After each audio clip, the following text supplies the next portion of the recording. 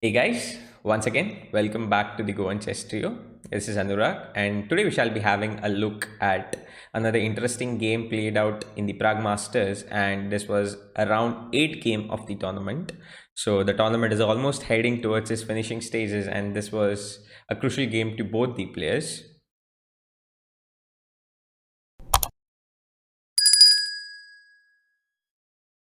Well, the game began with d4, knight f6, c4, e6, knight f3, b6, and heading into the Queen's Indian, with it played a3 here, which is getting fairly popular these days, and after bb7, bishop f4.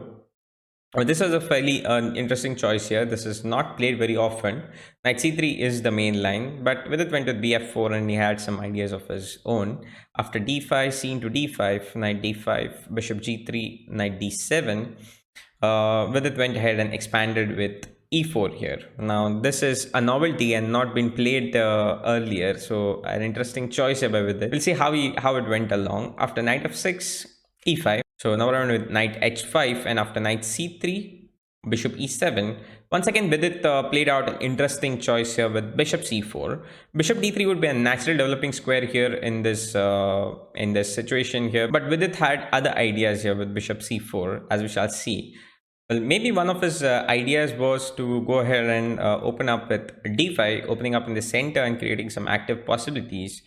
But Navara went ahead and played a6 here, which was fairly interesting because I did not see an actual point behind it. Well, maybe he had an idea of going with b5 and later expanding with something like c5, but not more than that. And here with it played this move d5. This is rightly exploiting this move a6, which is a little slow. And after d5, black is in some great difficulties here. Navara went ahead and captured e into d5, bishop into d5. It's just difficult to deal with all the active threats that white has. After bishop d5, queen into d5 opens up another interesting possibility of e6, targeting this weak knight on h5, and also opens up the possibility of white to castle. Maybe knight d4 and knight c6 is also another active idea here. White is just significantly better altogether. So Navara went ahead and played knight g3, h g3, and c6 was played on the board, which wasn't really the best of choices by him. Now, after something like knight c5, white would get bishop to b7, knight b7, and something as simple like queen e2 with the idea of queen e4, rook d1 coming next, and some potential target on h7. Black cannot really go ahead and castle on g8 because after queen e4, we have a double attack going here, and that would be immediately lost for black. So black is indeed in some quite some difficulties, and after c6, I would like you to pause the video and see if you could figure out the way with it continued here. Well, if you did manage to find bishop into f7, that's brilliant, because after this, black's position is completely falling apart. This was a brilliant choice here by Vidit, because after king f7, it's not like it's immediately winning, but after e6, the king is drawing more and more into the center. King into e6 was met with another good move, queen e2 check. The king went to f7. This was met with another good simple move, castle. Now this opens up the strong possibility of rook into d7, followed by a nice fork coming on e5. White has a lot of possibilities, so he went with bishop f6 here. Again, a simple move, yet a good move, knight e4 opens up many possibilities here. Knight d6 is one simple threat. Somewhere later, knight g5 or the other knight to g5. Maybe some ideas of queen c4 and exploiting this king's weak positioning. There are a lot of ideas here for white. Black dealt it with queen e7, and after knight d6, king f8. Here Vidit went ahead and captured on e7. Well, we cannot really blame Vidit for this choice of move, because maybe he felt like he was anyways better, and heading into the end game from here on would be much simpler for him to win. But in actuality, queen c2 was a better move. This keeps some pressure on h7. The b7 bishop is as it is a target here actively, and rook h e1, exploiting this queen's position, is also a strong possibility for black to deal with here. Now, if he goes ahead and plays knight c5, this would be simply met with rook h e1, and if the queen moves away, then b4, the knight really doesn't have a square to go to. Knight d7, and this would be met with queen c4 with some devastating attack coming on f7. Black doesn't really have a good way to deal with it. Knight b8 moving would be too bad, and after rook e8, the game is just over here. And if he goes ahead and plays knight e5, a simple pin with rook e1 would finish things up, because knight b7 is an important threat. Let's say black takes care of it. Knight into e5, bishop into e5, followed by queen f5, and the e5 bishop will fall, and black's position is just collapsing once again here. So Vidit went with queen into e7, heading into an interesting endgame battle. This is also winning for him, but will need a little bit more precision. After bishop e7, knight b7, and knight f6, White went with knight e5, and here the possible threats are knight c6 and knight g6, also an interesting tactic to win the h8 rook. But this was dealt with quite smartly by Navara with knight d5, and this is a nice move, because now after knight g6, surprisingly after king f7, knight into h8 and rook into h8, it is white who has to worry about his knight on b7 falling, because rook b8 now is a very strong possibility, and white doesn't really have a good way to deal with it. Even after knight c6 and rook c8, rook into d5, rook into c6, king b1 and king f7.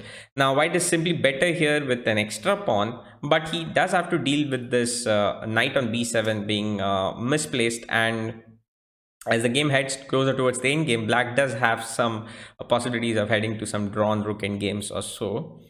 But Vidit went with king b1, which is a fairly accurate move. Now after knight c6, he wouldn't have to deal with the pin on c8 that he would have to do with the king on c1. So moving the king was a good option here, and black defended this pawn. White went with rook h1. Well, I feel like this wasn't really the best of choices. The rook was already well placed on h1 with some active possibilities of knight g6 or so.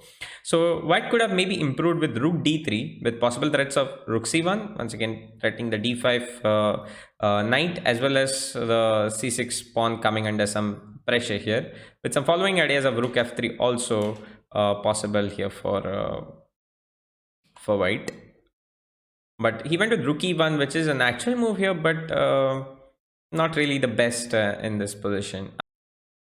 Well, here Navara went with something very surprising with bishop into a3. Now, this is indeed a bad move and a blunder, actually, which was rightly exploited by Vidit. But after rook c7, knight into c6, rook into c6, rook into d5, king f7, trying to get the king out, rook d7 and rook e6. Now we see the actual benefit of the rook on e1, and white deals with the problem of his knight on b7 very effectively with knight d6, let's say king f6, knight e4, and the knight is now back out and also centralized. King g6, let's say something simple like f3, and white is ready to move the rook out.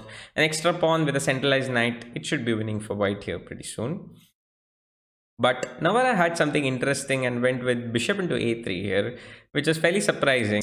B into a3 also would be winning here after knight c3, king c2, knight into d1, rook into d1, with the knight coming out and the other knight being supported with the f4 pawn. This should also be a winning for white, but Vidit played even more precisely with knight into c6. After bishop b4, rook into c6 would simply lose to rook into d5, bishop e7 would be met with rook d7, and after the bishop moves away, knight d6 should be winning with the strong threat of rook e8, and this cannot really be supported by black. So after sacrificing, black will just be in exchange down. There could be much better ways also to win here, but knight d6 is pretty simple.